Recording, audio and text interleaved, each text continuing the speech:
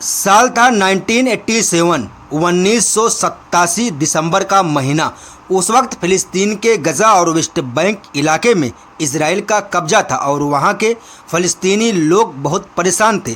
तभी एक बड़ा हादसा हो गया। एक इजरायली ट्रक ने फ़लस्तीनी मजदूरों से भरे एक बस को टक्कर मार दी, जिसमें 4 लोग मारे गए। इस घटना ने आग लगा दी और पूरे कब्जे वाले इलाके में पहला इंतिफादा यानी जन विद्रोह शुरू हो गया।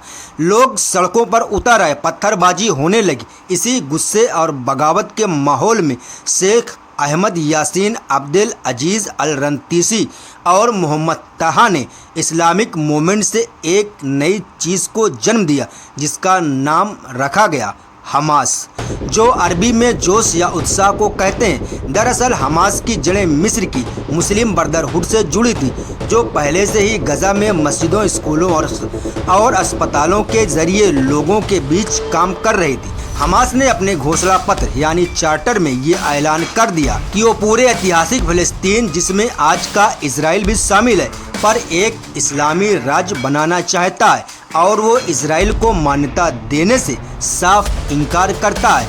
उनके लिए ये बात तय थी कि इस ज़मीन को गैर मुसलमानों के हाथ में नहीं छोड़ा जा सकता और इस आज़ादी की लड़ाई सिर्फ जिहाद यानी संघर्ष से ही पूरी हो सकती है।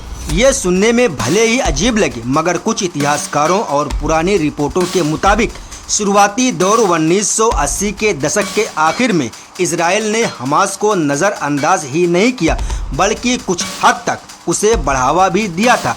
इसकी सबसे बड़ी वजह यह थी कि उस वक्त सबसे ताकतवर फ़लस्तीनी संगठन PLO फतह, जिसके नेता यासिर अराफात थे। PLO एक सेकुलर धर्मनिरपेक्ष संगठन था और दुनिया भर के कई देश उसे फ़लस्तीन का एकमात्र कानूनी प्रतिनिधि मानते थे।